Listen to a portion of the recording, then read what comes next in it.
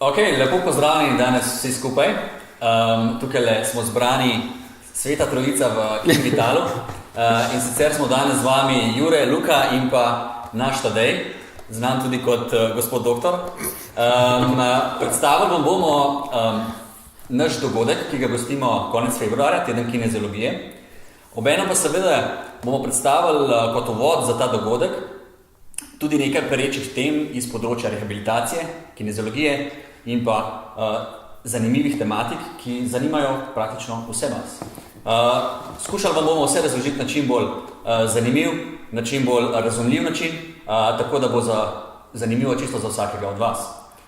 In sicer najprej začnemo, predno gremo v te zanimive pereče tematike, naj začnemo z našim dogodkom. Torej, Luka, boš povedal, kaj točno imamo.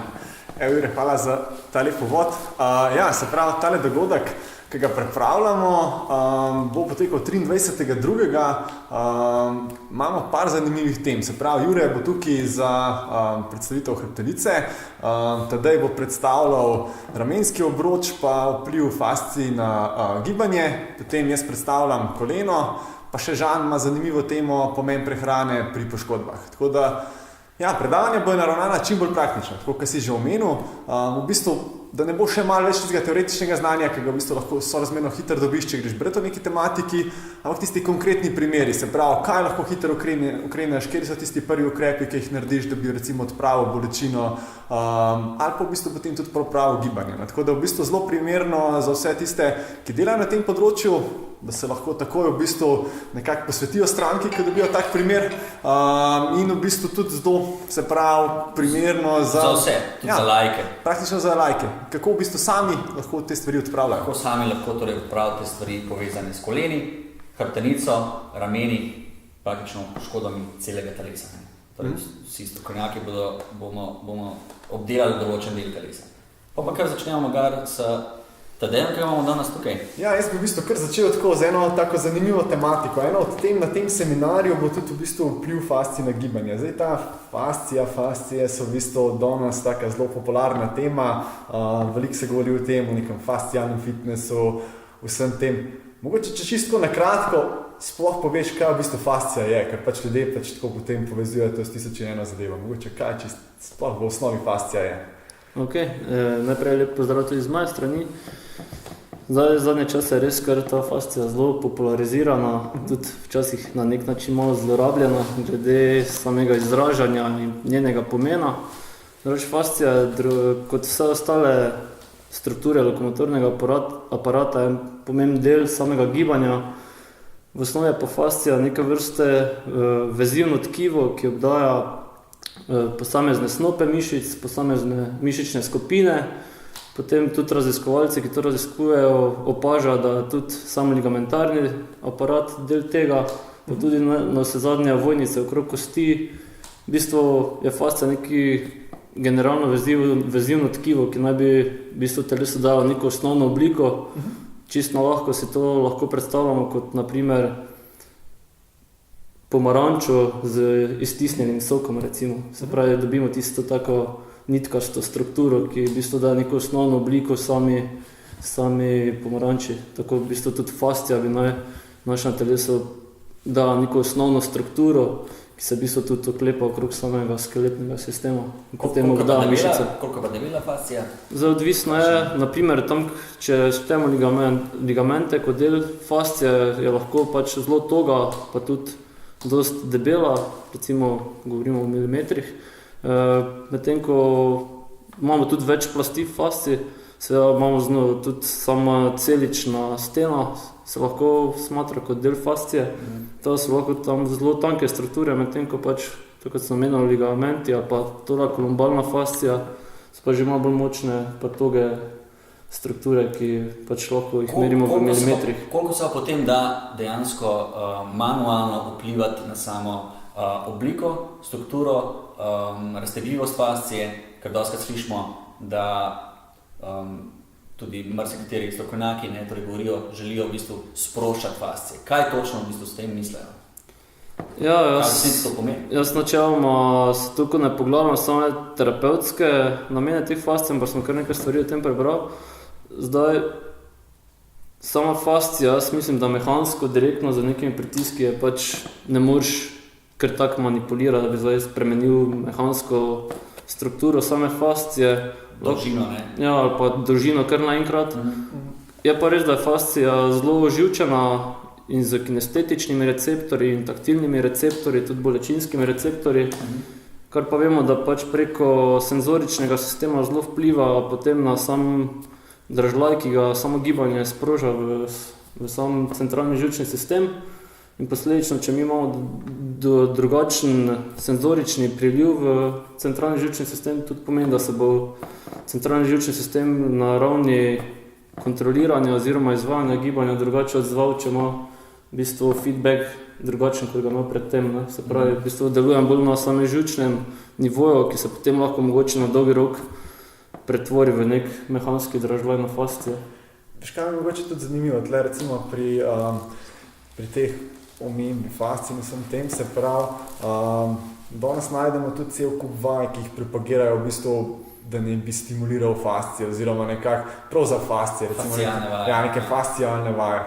Kaj misliš v bistvu, koliko so te vaje pomembne? Ker v bistvu, koliko smo že prej govorili, prej smo v bistvu začeli snemati, v bistvu praktično vsaka vaja nekako vpliva na določeno meri. Ja, v bistvu vsak gib, že to, da stojimo ali pa ležimo, ima pač vpliv tako na fascijo, kot tudi ostali lokomotorni aparat oziroma sistem.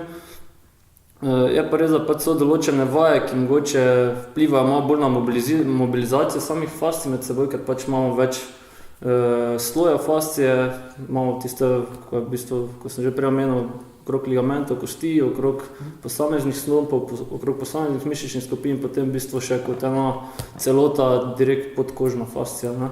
In zdaj pač različne gibalne naloge različno vplivajo na te sisteme, ampak so pač nekatere, ko so bolj učinkovite kot ostale, ampak generalno pa vsaka vaja lahko vpliva na fascijo. Ja, tukaj bi se kratko vprašal, komu bi v bistvu ti dal posebej neko vajo? Mislim, a se ti zdi, pri nekomu bi pa zdaj res uporabil posebej neko vajo, ki recimo je na tem seznamu, recimo, ali bolj preferiraš recimo čisto neke take klasične vaje, ki... Zdaj, tudi naprimer sama joga, raztegi iz joge, načeloma zelo vpliva na dolžino različnih fascij oziroma fascialnih verig, ampak ne direkt akutno, ampak pač skozi vadbo in pa, tako sem prej rekel, sproščanje živčnega sistema, hkrati pa tudi v bistvu s tem manipulacijo gibalnih vzorcev, ki potem na dolgi rok prinese adaptacijo fascije in na mehanski ravni in tudi na sami mobilizaciji. Tako da so posamezne vaje, ki so zato bolj učinkovite, pa so vaje, ki zato pač ne dosežejo takega učinka. No. Zdaj, za samo mobilizacijo res mogoče so bolj učinkovite tiste vaje, ki so v bistvu več sklepne raztezne vaje, medtem ko enosklepne raztezne vaje generalno na celo podobo fascialnega sistema ne bodo toliko vplivali. Mogoče lokalno, če je res neka močna kontraktura tam okrog. Pa opažaš kakšne primere ljudi, ki jih tudi ti obravnavaš, za kateri bi lahko rekel, da imajo prav problem s fascijami? Zdaj, je eno zelo meni domače področje in sicer tek. Zdaj pri teku, ko v bistvu sploh ta rekreativni tek, je večino gibanja zelo počasnega, z omejeno amplitudo gibanja. Pri takih ljudeh je res dostikrat težava to, da v bistvu so mišice uporabljene v zelo ozkem obsegu gibanja. Tudi vemo, da gibljivost tekačev, sploh rekreativnih, ni ravno najboljša. Takrat lahko govorimo o tem, da se neke fascialne strukture na nek način prikrajšane oziroma lahko omejujejo gibljivost, čeprav bi preko mišične kontrole lahko mišico zrelaksirali, pa s tem pridobili gibljivost, je pa zdaj v bistvu fascialni sistem, ki to gibljivost lahko na nek način zavira. Pa je tukaj bolj za problem, torej v bistvu v gibljivosti fascij ali v gibljivosti mišic ali oboje? Načeloma pri takih ljudeh, kot je tek, ko je zelo ponavljajoče gibanje, ki je dosti frekventno se izvaja vsak dan, v bistvu skoraj vsak dan v tednu, pri tistih, ko redno teče in če ne delajo dosti na mišični kontroli, pa na aktivni gibljivosti, pa tudi načeloma potem na pasivni gibljivosti, lahko rečemo, da dejansko mišična kontrola toliko slabi v končnih obsegih giba, da sam živčni sistem ne pusti končnega obsega giba. Če pa to dalj časa traja, da več let se to nabira, potem pa tudi lahko govori o tem, da je v bistvu posamezni deli fascije na nek način disfunkcionalni. Pa je sploh možno, da ima človek recimo dobro delujoče mišice, mišični sistem, pa tudi dobro raztegljivost, pa koncentričnost, aktivacijo mišic, ampak elastičnost mišic, ampak obenem nima te kakovosti pri fasciji. Na fascialnem nivoju. Jaz mislim, da je to zelo redko, če se pa že dogaja, pa je v bistvu na zelo omejenem telesnem področju, ne vem, lahko ima nekdo, ki je samo v kakem zapestju težave, ampak če generalno fit, v bistvu tisto nima nekega zelo generalnega vpliva na njega. No. Zdaj, če je nekdo gibalno zelo kompetenten v vseh aspektih gibanja, vseh gibalnih sposobnostih, tudi načelno fascialni sistem mora zelo dobro funkcionirati, če že so kakve omejitve. Če se dobro giblješ, so dobro delujoče mišice in fascije, če se slabo giblješ, je problem in v mišicah in v fasciji. Ja, res je. V bistvu, če si gibalno kompetenten v različnih področjih, če biomehansko gibanje ustreza nekim morfološkim značilnostim posameznika, potem tudi načelno fascija funkcionira tako treba v kombinaciji z mišicami in živčnim sistemom, ker so v bistvu medsebojno odvisni na nek način.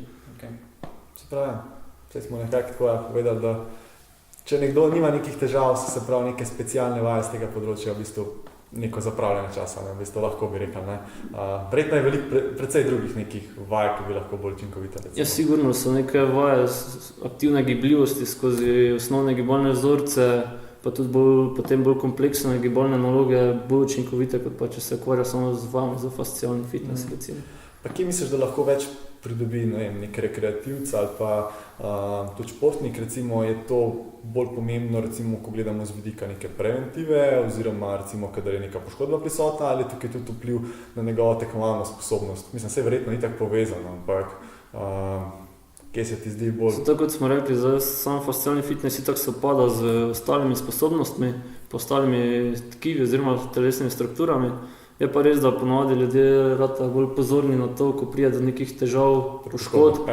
Tako da, jaz mislim, če je trening program dobro zaokrožen in z vidika moči, gibljivosti, senzorike oziroma neuromišične kontrole, pa potem tudi na vsezadnje neke vzdržljivosti pa elastičnosti tkiv, tudi trener ve, kaj delanje, tudi posredno poskrbljeno za sam fascialni sistem, ker če pa tega ni, pa tudi potem načelno začne poškodbe prihajati, pa se tudi potem take stvari hitreje izrazijo, pa tudi prepoznajo težave s fascijo. Tako da dobro natreniran fascialni sistem sigurno je del vrhunskega dosežka, ampak ni pa ga potrebno izolirano trenirati, če je trening program sestavljen tako treba. Prej si omenil v povezavi s fascijami, da gre v bistvu predvsem za trening nekih gibalnih vzorcev. Pa lahko morda omeniš oziroma pokažeš na primeru kakšnih tvojih strank, ki si do zdaj imel tvojih primerov, kako se v bistvu, kaj sploh gre pri treningu gibalnih vzorcev? Torej, kako lahko s tem nekako izboljšaš oziroma tudi rehabilitiraš določenega človeka? Sami gibalni vzorci so itak osnovni gibalni vzorci so neka prirodna gibanja, ki so pač človeku že preko epigenetike v bistvu vsajeno v njega oziroma v njegov način gibanja. Preko razvoja evolucije človeka. Zaradi tega so ta gibanja tudi nujna in so temelj tega, da se mi sploh lahko gibljemo. Kaj pa rekel, kje so ti gibalni vzorci? Ti gibalni vzorci so v osnovi tak počep, potem predklon, dviganje iz predklona, potem pritegi, potiski, rotacija v trupu oziroma preko celotnega sistema, tudi če je potrebno. Potem imamo še, naprimer, če potiske pogledamo, imamo sklece, imamo potiske nad glavo, potem kakšna nošenja, sigurno, potem tudi pod osnovne gibalne vzorce se v bistvu štejo vsi gibalni vzorci, ki so del našega razvoja, se pravi neke 4 nožne opore, 4 nožne hoja. To so v bistvu vse gibalne strukture, ki nas potem pripravljajo na to, da se lahko ne motimo glede na svojo intuicijo, želje, motivacijo gibljamo po prostoru. Zdaj, ki si omenil, da v bistvu tudi nekako popravimo to človeka preko gibalnih vzorcev, tukaj gre pa v bistvu bolj za trening neke vrste možganov, oziroma nekih engramov v možganih. Ja, v bistvu kako dojema samo gibanje, kako prepoznava v bistvu človeka v prostoru, pa potem na vsezadnje tudi to vse skupaj vpliva na to, kako se gibanje nadzira in na novo producira.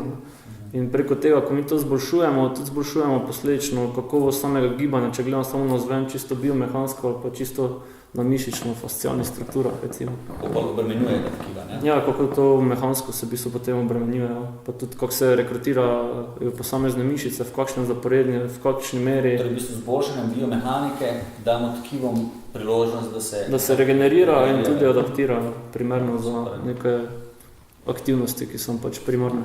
Ja, v bistvu si poznam tudi po tem, da imaš zelo dober občutek za te detajle. Ne? V bistvu, vse to je zelo povezavi s temi gibalnimi vzorci. Vem, da tako, ko spremljam tvoje delo, velikrat pač nekomu, ne vem, daš 100-krat narediti počep, recimo, pa potem spet neka podvaja, pa potem spet nazaj počep. V bistvu, velikrat verjetno te gibalne vzorce tudi uporabljaš za neko testiranje, da vidiš, če si v bistvu naredil neko spremembo želeno ali nisi, kako v bistvu sploh si zasnuješ celo to zgodbo, ko dobiš človeka. Ja, v bistvu je meni malo to pod vplivom FMS-a tudi, ampak načeloma ja, počep je ena taka generalna vaja, ki v bistvu ti lahko pove nekaj o neki osnovni koordiniranosti človeka, lahko ti pove dosti o njegovi statiki, potem tudi pove ti o aktivni gibljivosti posameznih sklepov, sploh če še potem preveriš aktivno pa pasivno gibljivost izolirano po določenih sklepih.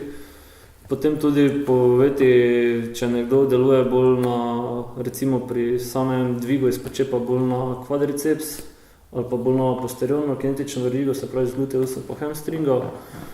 Pač pri počepu se dosti detajlov vidi, kje ima posameznik težave v samem gibanju, tudi kako samo gibanje nadzira in tudi kako sam sebe dojema v nekem prostoru. In potem pač celo to uporablja v različne namene, tudi kot sama diagnostika, zato da pač vidiš, ker se zelo dobro lahko vidi, kater telesni segment vpliva na to, kako se počep izvede. Ne. Tudi kera mišica oziroma mišična skupina vpliva na to, da imaš na primer shift oziroma prenos težišča bolj na eno stran, kot pa da bi bilo v bistvu simetrično. Tako da v bistvu s tem ti preverjaš, kaj se dejansko s posameznikom dogaja, pa tudi kako neki določen trening program oziroma določene aktivacijske vaje, ki v tistem trenutku porabiš, pač vplivajo na celotni gibalni vzorec. V bistvu ves čas preverjaš, če tisto, kar si v bistvu naredil, če res deluje, če ima efekt, če ima res nek efekt. Pa i tak, ko dlje časa delaš z nekom, v bistvu že pol naprej predvidevaš, kjer vaje so smiselne in v bistvu od začetka mogoče preveriš po vsaki drugi, vsaki tretji vaji, ko vidiš, da je to zanesljivo, potem še mogoče preveriš enkrat na pol ure, samo s tem namenom, da ne bi samega treninga zapeljal v napačno smer.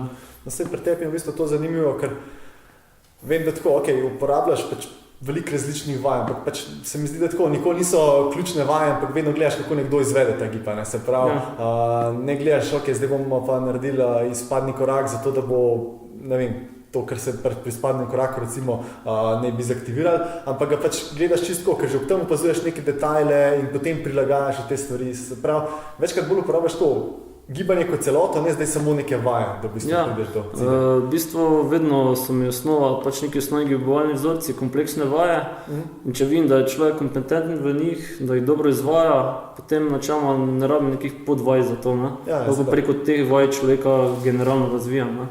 Če pa vidim, da ima tu neke težave, da gibanje ne izvaja učinkovito, pa tudi z nekimi hibami, potem pač se poslužujem na določenih podvaj, ki vem, da bo ta gib lahko izboljšala in pač na podlagi tega pravim prvo to na nek način urediti, zato da potem v bistvu, ko pridemo na dvige z bremeni, da lahko v bistvu gibanje napravi učinkovito in varno, brez nekih posledic, ker načelno, če je pravilna koordinacija oziroma če je aktivacija mišic primerna za nek gibalni vzorec, bo tudi potem sama adaptacija na dolgi rok boljša, kot pa če v bistvu nekoga silimo pol leta v nek gibalni vzorec, ki v bistvu nima...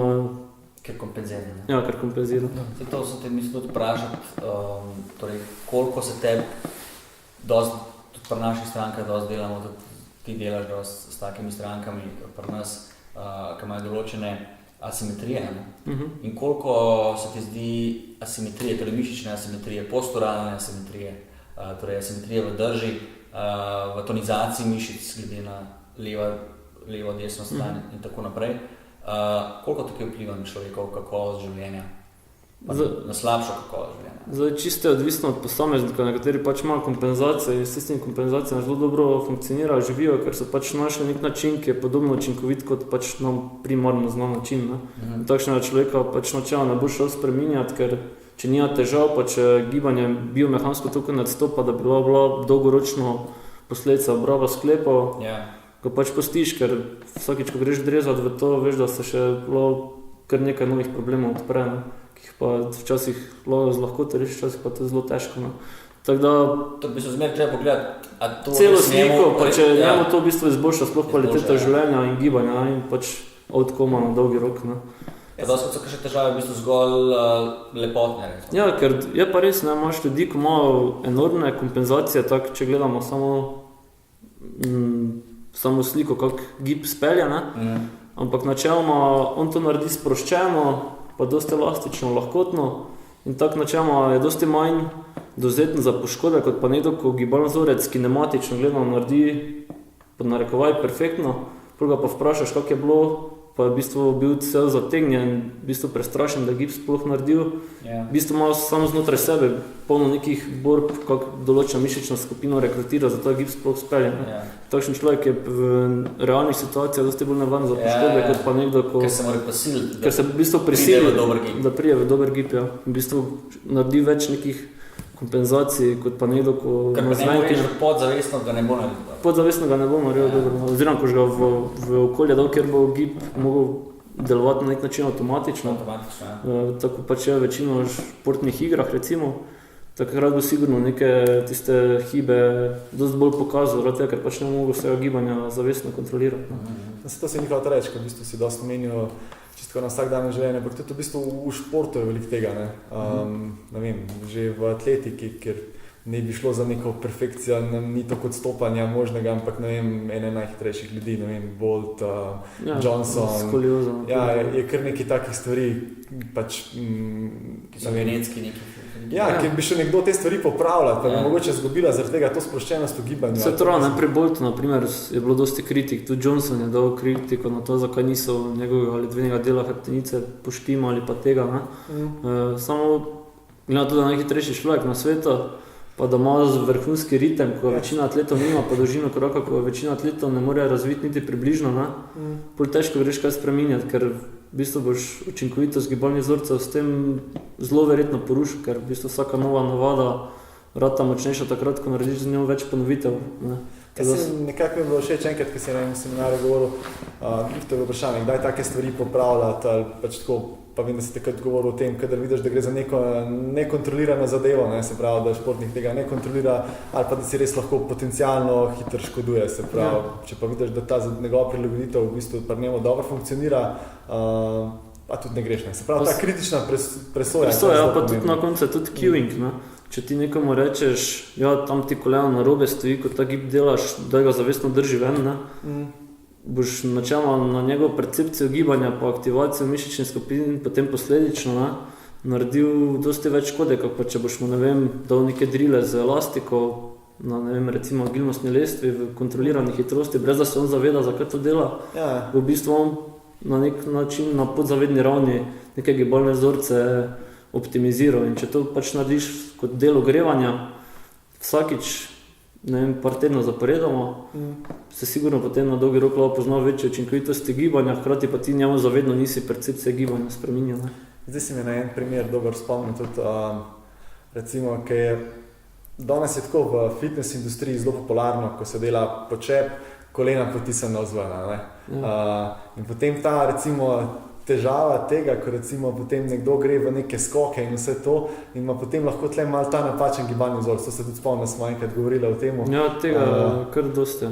Tega se mi zdi, da je danes, da je to kar taka dosti lahko pereča zadeva in tudi pol iskanje te perfekcije, ki v bistvu ni perfekcija, potem, ko nekdo dela... Ki v bistvu čisto mehanistično gledamo. Se to, mogoče, če kar malo razložiš malo več o tem, kakšno bi bilo sploh gibanje kolen, recimo med nekimi vezanimi skoki ali pa recimo pri tem, da verjetno tudi tisto, da ostaja v liniji, ni najbolj optimalno veliko. Zdaj pač telo je opremljeno z različnimi mehanizmi, kako v bistvu shranjevati elastično energijo in kako potem v bistvu prožiti v samo gibanje, oziroma da s temi gibanje naredi bolj učinkovito in manj energetsko potratno.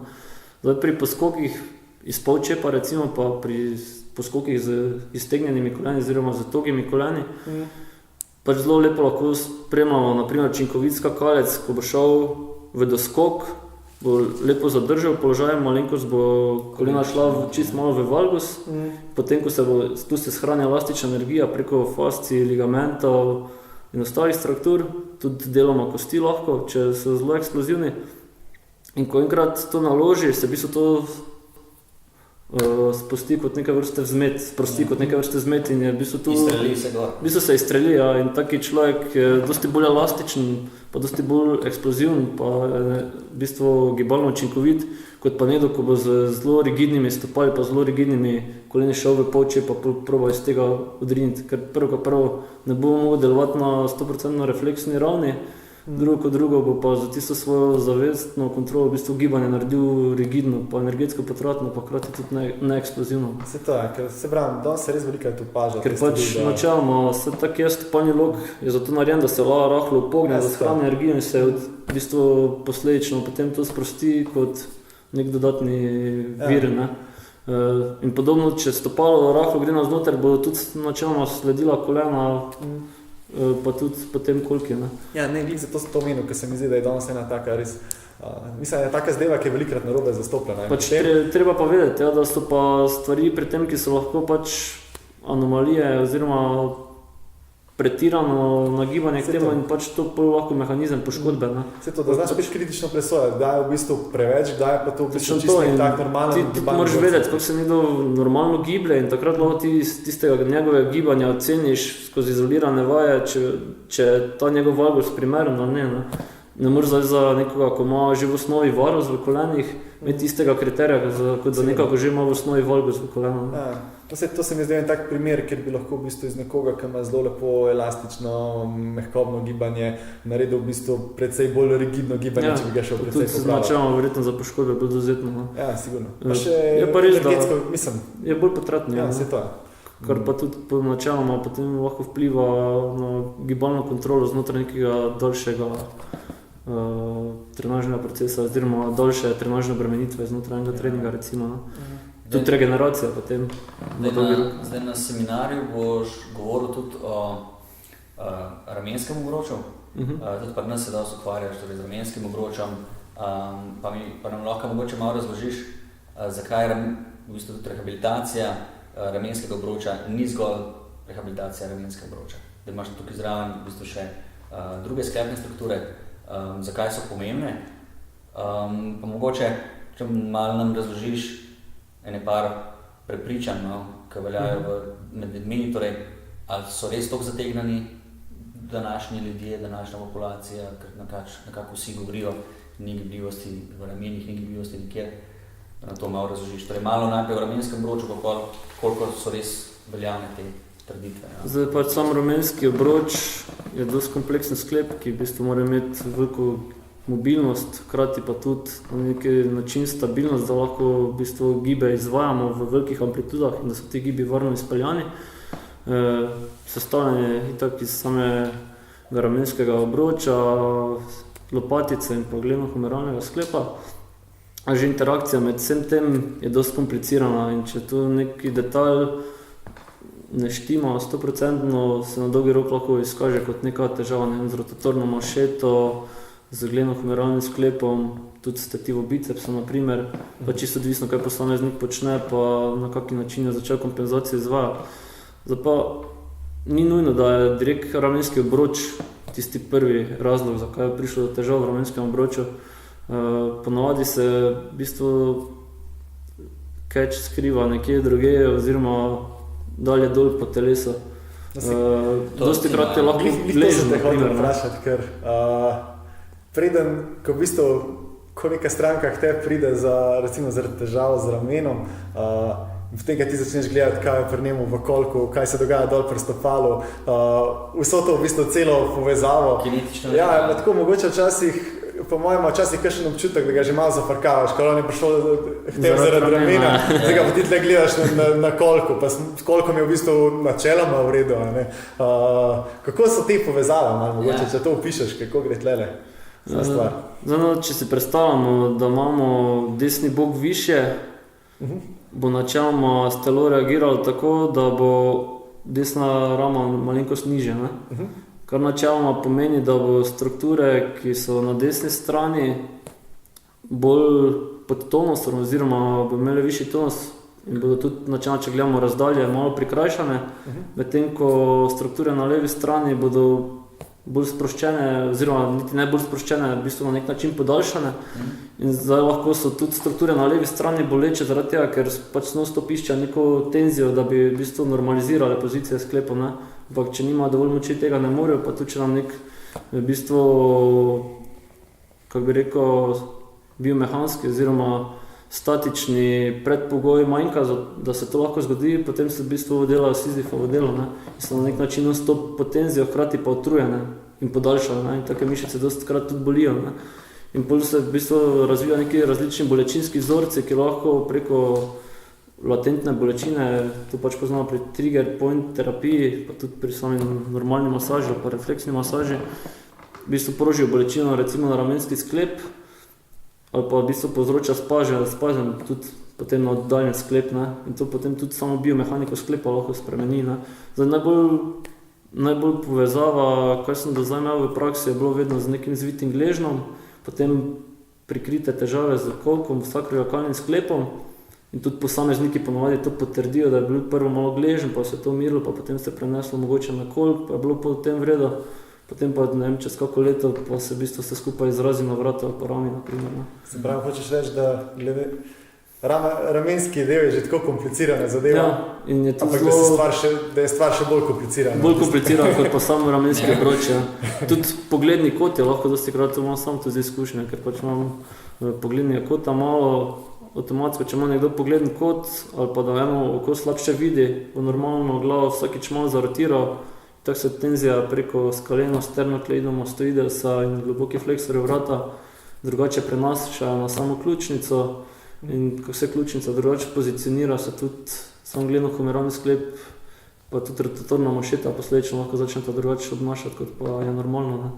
Tako to je čisto odvisno, lahko tudi dolgo časa sedeča drža, bolj kifotična drža, ramena potegnjena zgor zaradi dolgotrajnega sedenja in v bistvu ekstenzija vrata.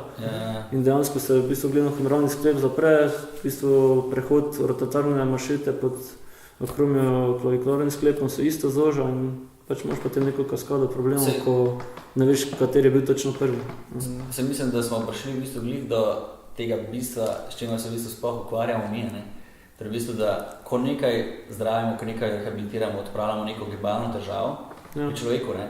V bistvu ne odpravljamo te specifične težave, ampak želimo odpraviti vzroke. Vzrok pa dejansko človeka dobiti oziroma narediti gibalno bolj kompetentnega, generalno, pa preko tega vplivati na to, da bo njegova trenutna težava v bistvu izravnana s telesom samim, v bistvu skozi boljšo gibanje. S tem, ko rečemo gibalno kompetentnega, želimo v bistvu mi narediti človeka neodvisnega. Neodvisnega, ja, točno to. Ja, všeč mi je tudi to, ko si v bistvu omenil, kako gre cela ta pot. Se pravi, na začetku mogoče pogovor, da sploh ugotovita, kje si začel. Recimo se omenil, ne vem, gležen, potem je bil kolk, pa je bila rama. Se pravi, v bistvu začneš že s pogovorom. Tako, da v bistvu da dobiš že neke take informacije, ne? Da ne začneš kar že z njemu nekaj izvajati, pa se prvita. Ali pa ga že takoj, odkdaj te rama boli, pa kje točno te rama boli, pa zakaj te samo rama boli, pa takšna vprašanja. Pač ti kaj dosti ne povejo o njem, ker tudi če neke ostale poškodbe zveš o njem, kako so se zgodile, v kakšnih okoliščinah, v kakšnem kontekstu, ti že dosti povejo samem človeku, kako na določene stvari reagira in se odzove. Dejansko moraš najprej vedeti njegov življenjski slog. Dejansko, v bistvu neke gibalne navade v osnovi, pa tudi samo percepcijo tega, kaj izvaja, na kakšen način, kjer je pa tudi pomembno psihološko ozadje na nek način. Z nekom se lahko lotiš rehabilitacije z težkimi dvigi, brez težav, nekdo pa že imel v štartu predsodek pred težkimi bremeni in boš ga na ta način zgubil ali pa celo mu škodoval, ker bo on sam percepiral kot takšno vadbo, kot nevarno in mu tudi zdražnost in prav za bolečino se lahko poveča, recimo. Glede na to, da imaš v bistvu zelo dober občutek za detajle, daj malo povej, kako v bistvu, če recimo z nekom začneš s pogovorom, ali pa s nekimi takimi osnovnimi mogoče testi. Kje so vse tiste stvari, če jih lahko pač izdaš ki jih še zraven opazuješ, ker pač, ok, nekaj je tisto, kar mu daš kot gibalno nalogo, nekaj pa vse tisto, kar opazuješ zraven in tisto, kar opazuješ zraven, ti včasih poveš še več kot tisto, kar si v bistvu hotel. Ja, dosti krat skozi neke take naloge, kot je naprimer počep ali pa hoja po prostoru, zveš dosti več informacij, kot pa samo kako je prav tisto gibalno nalogo. Pravi, vidiš, kako se tisti dan počuti, koliko je sproščen v ramenskem vroču, koliko je sproščen v bokih, tudi različne tenzije po telesih so lahko del kompenzacije, lahko so samo del stresnega popodneva, recimo. Če nekaj vidiš, da je že v osnovi zategne okrog vrata in ko se med hojo obrne, vidiš, da se obrne kot ena enota, ne da se v bistvu zarotira skozi trup pa prestopi, takoj vidiš, ali če je bil na prejšnjem treningu normalen, veš, da je danes psihično utrujen, če pa se skozi tak v bistvu giblje, pa je lahko stres na dolgi rok, lahko je pa pač v bistvu na nek način njegov gibalni stil in v bistvu se pač že v osnovi giblje bolj rigidno kot pa večina ljudi in pač iz tega lahko neke take stvari prepoznaš, ki potem pomagajo pač sam vadbeni proces narediti bolj učinkovit, pa bolj v bistvu bolj posamezniku prilagojen. Zapravo v bistvu nekako opazuješ človeka že praktično takrat, ko pride. Že od takrat, ko pride. Takrat, ko je on še v čist nekem takem sproščenem položaju, ko še ne ve, da ga sploh... Nezavednik. In takrat verjetno že dobiš cel kup informacij. Točno to, ker vedno, ko človeku da neko nalogo, on hoče nastopati. Saj to je. Redko, ker pride sproščeno, pa njemu vseeno, da ga nekdo gleda, ali pa še kakšen drugi trener zraven. Tudi tako je Gil, naprimer na delavnicah, rekel, da največ zve takrat, ko mu po nesreči pade kulica, pa stranka hoče za njega kulico pobrati. Ima dosti več stvari jasno, kot pa, ko dela izolirano, pregledano. Ja, ne, sej to je. To mislim, da je tako, tudi midva se večkrat z Juretom pogovarjava o tem, koliko je pomembno to že, da opazuješ človeka, kako ko pride noter po stopnicah, ko odpre vrata, ko se usede, vstane, vse tiste gibe, ki jih naredi do takrat, ker še ne ve, da zdaj to testiramo. Tudi, naprimer, rokovanje je zelo pomembno. Tudi to je. Potem vidiš, s kako samozavestjo človek prišel, če je prišel z resnim ciljem, ali ga je strah, ko je prišel, ali je samozavesten, da bo stvar odpravil. In že pri takih stvarih prepoznaš neke psihološke aspekte, ki so pač sploh pri terapevtski vadbi zelo pomembni. Torej, koncu bi rekel, da v bistvu mora biti trener sposoben, kinezolog sposoben, da videti širšo sliko. Obenem je nekako malo drugačna ta naša obravnava tudi v tem, da mora biti tudi tvojemu pacientu oziroma stranki preko tvojega podajanja znanja njemu, jasno v bistvu, kako pa zakaj se zdaj to težavo on pridobil, pa kako in zakaj bo zdaj to težavo lahko on tudi s svojo pomočjo seveda rešil. Normalno, ker ti tudi posameznikom preživiš dosti časa in če on ne zaupa tvojim napotkom, tvojemu poteku zdravljenja. Ampak največ časa pa on preživi brez nekaj. No, to je pa bolj druga stvar, ne. Ampak če on tebi na treningu ne zaupa, ti tudi ne zaupa pol pri nasvetih za vsakdanje življenje. Tako da sigurno je prvo potrebno neko kredibilnost pa zaupanje vzpostaviti, pa tudi potem na podlagi tega efektivn plan napisati. Samo zaupanje pa kredibilnost ni dovolj, če potem plan ni učinkovit. To je ta psihološki aspekt našega dela. Kaj bi pa rekel mogoče od teh teorija pristopih, ko danes tudi pri samih pacientih opažamo, pri ljudeh, ki pridejo k nam, tudi pri določenih strokovnjakih, ki nekako zelo povzdigajo oziroma dajo mogoče malo prevelik poudarek torej psihološkemu pristopu, torej, da se da samo s psihološkim pristopom, psihologom rešiti tudi gibalne težave oziroma težave z bolečinami v sklepi.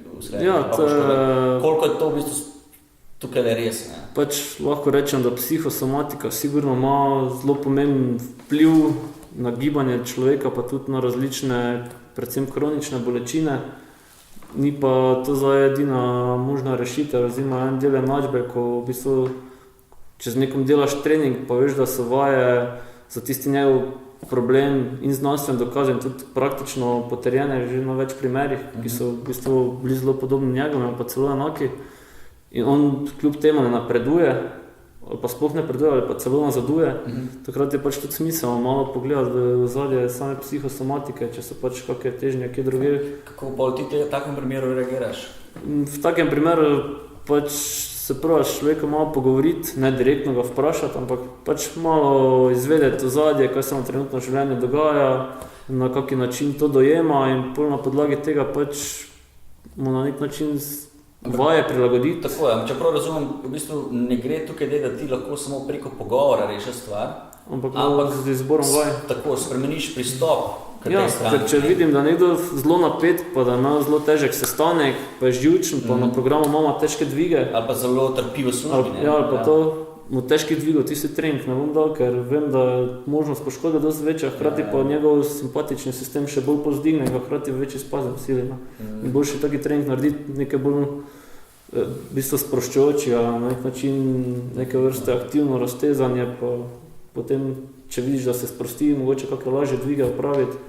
Če pa vidiš, da načeloma sama ta napetost znotraj njega ne popušča, pa pač postaješ bolj pri relaksacijskih vsebinah, kar pomeni nekaj vrste gibljivost, pa tudi dihalne vaje. Ko smo že pri gibljivosti, bi mogoče za gledalce lahko še povedal, koliko bi jim, ko večina od njih, se mi zdi, ima te malo fobije, oziroma se bojijo nekako tega, da bojo premalo gibljivi ali pa da so že premalo gibljivi, pa mogoče lahko malo poveš, koliko kaj opažaš pri splošni populaciji, koliko je res kaj na tem, pa ali se jim res splača delati bolj moč, oziroma ali samo gibljivost, ali pa nekako preko moči razvijati gibljivost. Ja, pa mogoče tudi kje je to gibljivost razvijati. Ja, pa kje, ne? Zdaj sam res najrajši to počnem preko dinamičnega ogrevanja in izvajanja vaj za aktivno gibljivost, se pravi v bistvu produciranje osnovnih gibalnih vzorcev skozi večje amplitude gibanja oziroma skozi polne amplitude gibanja.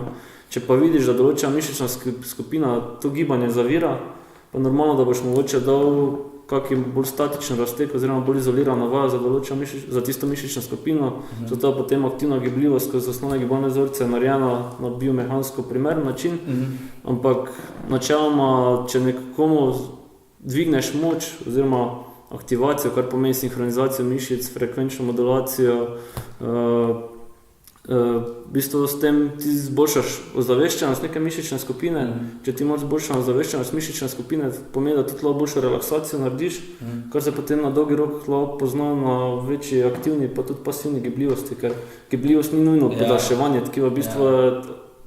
Bistvo gibljivosti oziroma povečanje gibljivosti je, da ti čim več zaporedno vezanih sarkomer sprostiš do te mere, da se one raztegne oziroma podaljša v svojo potencialno dolžino, ne pa nategovanje tkiva. Torej, v bistvu mogoče lahko da nek splošen nasvet, da se mogoče, če ima človek 1 ali 2 uri na teden, da mogoče raje se splača investirati v trening jakosti in koordinacijo osnovnih gibalnih vzorcev, gibljivost pa je imati kot samo neko dopolnilo, ko je nujno potrebno. Ker v bistvu mogoče, kot se dale dobro omenil, se dostakrat ljudje ne zaveda, da tudi z dobro izvedenimi gibalnimi vzorci, pa z dobro obremenitvijo teh gibalnih vzorcev, vaj, v bistvu tudi povečujemo gibljivost. Ja, sigurno. Ker v bistvu, ko mi povečamo aktivacijo znotraj živčnega sistema in potem posledično tudi na živčno-mišični sistem, mi v bistvu centralni živčni sistem to prepozna kot večjo gibalno kompetentnost in ko se živčni sistem počuti varnega v okolju, ti je tudi dopustil večjo prostost gibanja, ker ve, da je gibanje za tebe v tistem trenutku varno.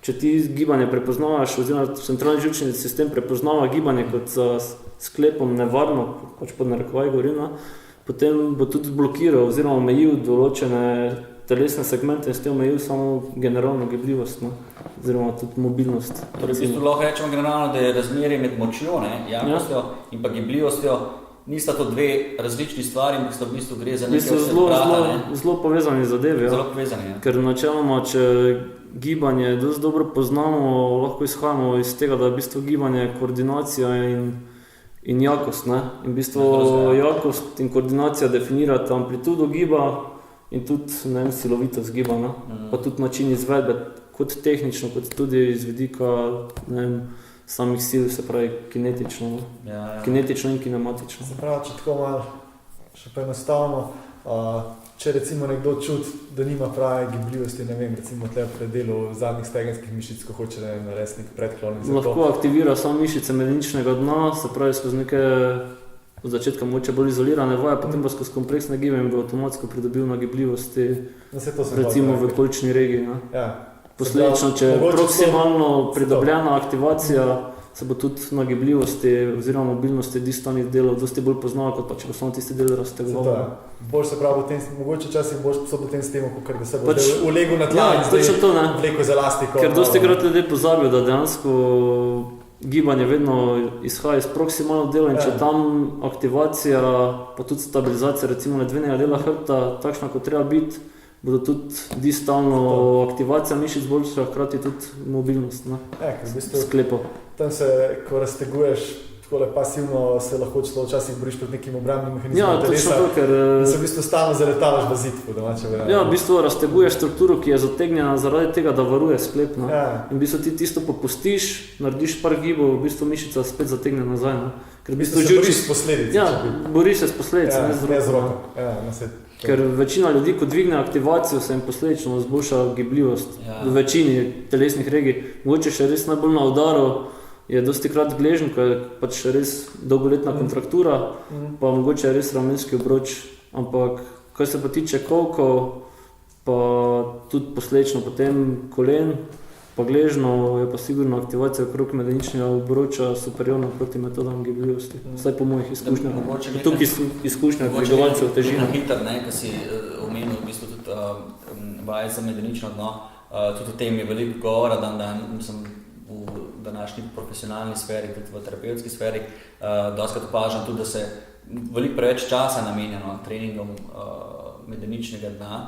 Pa če nam mogoče lahko čisto na hitro laično razložiš, kakšna je v bistvu funkcija mišic medeničnega dna, koliko je sploh smiselno res to vključevati, pa v kakšnih primerih mogoče je to smiselno vključevati? Zdaj, pri sedeči populaciji oziroma ljudeh, ki imajo večino pisarniško delo, pa se dosti vozijo tudi v avtomobilu, so taki pristopi mogoče v začetku smiselni, da zna prepoznati aktivacijo medeničnega dna, da ga zna ozavestiti. Potem pa pač to uporabiti skozi spet integracijo različnih dvigov, osnovnih gibalnih vzorcev, ker načeloma medenično dno nam je en od mehanizmov stabilizacije trupa, ne?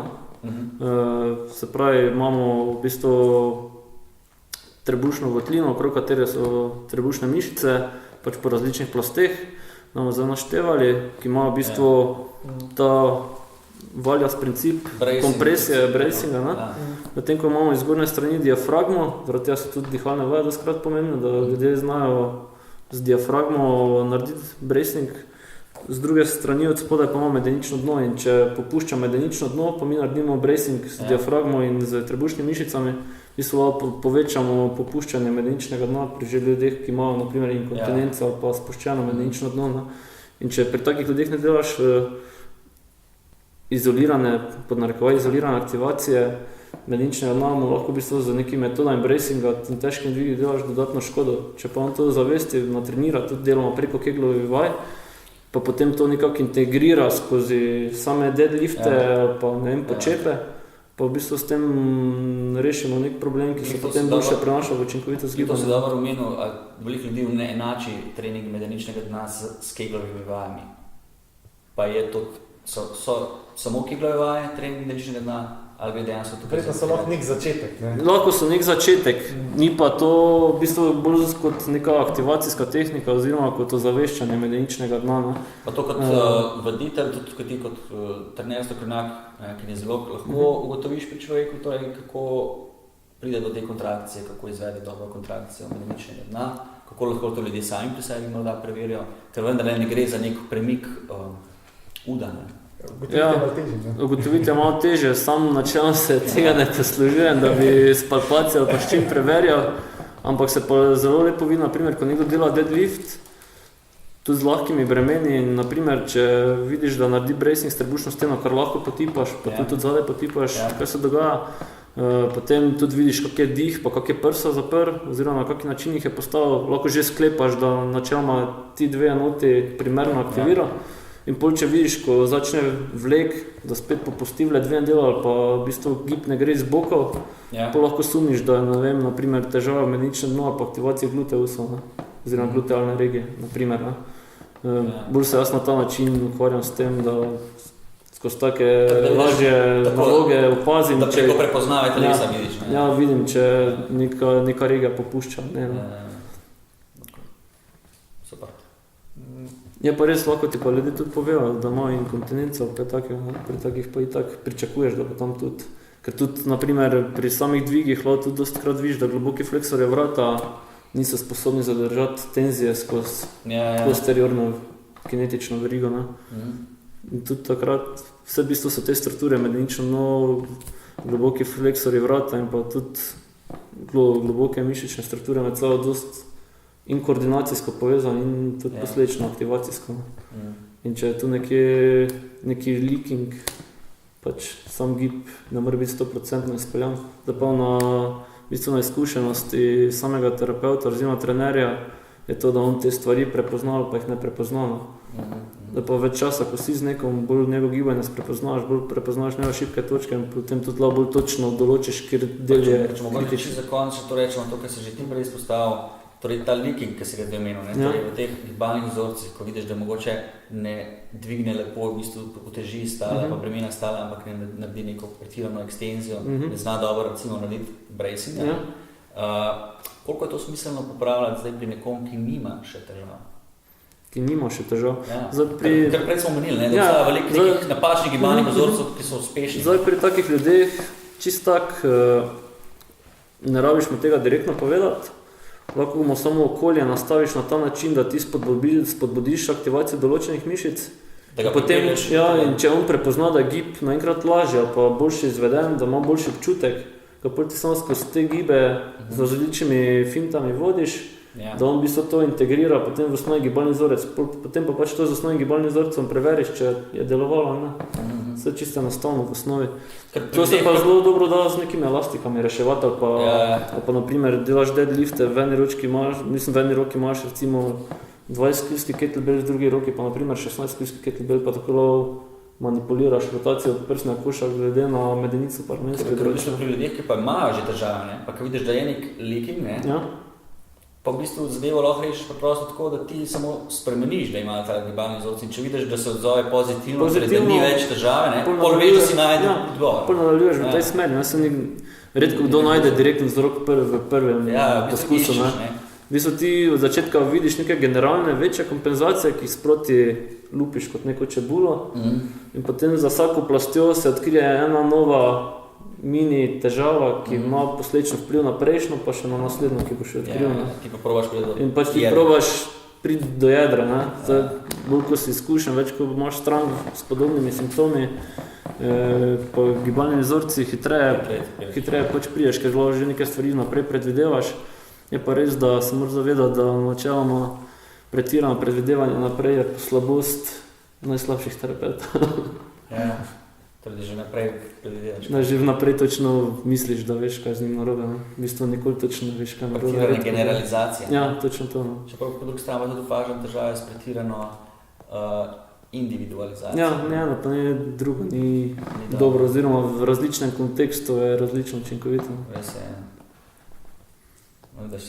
Zato pa je namenjena naša delavnica tudi, in za trenerje, in za splošno publiko, da se v bistvu, kako smo omenili, naš cilj, da smo vsi boljši v nekak prepoznavanju svojih gibalnih napak in da se lahko prek tega v bistvu rehabilitiramo, torej prek boljše biomehanike, boljše mehanike gibanja, razumevanja sebe. Pa dosti krat vidim, da tudi to napaka, da ljudi mogoče kot terapeuti, trenerji včasih celo prestrašimo, Tako da tudi ta komunikacija je dosti pomembna, da mu tega ne predstaviš, da mu tega ne predstaviš kot neke napake ali pa življenje ogrožajoče zadeve. Ne bo umrl. Ja, točno to, pač kot neko lažjo pomanjkljivost, ki jo pač treba na dolgi rok na nek način oskrbeti, niti ne direkt odpraviti, ker spet, ko rečeš, da treba odpraviti, je spet preveč oster pristop. Je pa spet odvisno človeka. Pa prideš časom do tega, da ga skrbi vsak pok v sklepu, vsak čuden premik. In pa dobiš ta zgled človeka, ki v bistvu se ne upa nobenega giba več narediti.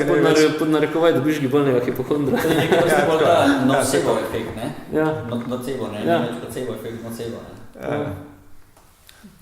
Ker dosti krat je tudi to, ko dejansko ti vcepiš nekomu v podzavest in ko potem ta podzavest na podlagi nekega zunanjega vpliva ali pa internega vpliva pričakuje. In v bistvu lahko ti nekomu nekdo lahko začne počep pogojevati z bolečino v kolenih, samo zaradi tega, ker si mu enkrat rekel, da zdaj trenutno je pa mogoče počep slaba stvar za njegova kolena. In v bistvu on to spreme kot neko višjo, kako bi temu rekel. Kaj sploh krepitacije vidim, da doskrat ljudi moti. Na primer, ja. In jih jemljajo kot v bistvu poškodbo, ne? Ja, v bistvu to jemljajo kot Krepitacija je pokajanja v sklepih. Da smo bolj razumeli. in potem jemljajo počep kot za kolena zelo škodljivo vajo, na primer. Lahko pa pokajajo noter sam mehurčki zračni. Ja, sinovijalne tekočine, recimo. Ja, recimo. Ja. Teda, to je vedno več vidikov, s kakšnim načinom pristopiti, pa spet, kako ljudje to potem na koncu dojamejo. No, ok, super. Pa se vidimo torej 23. Drži. 30. februarja, ne? Na tednu kineziologije. Ja, ta teden bo potekal od 18. do 23. Potem pa se v bistvu vse skupaj sklene s tem seminarjem.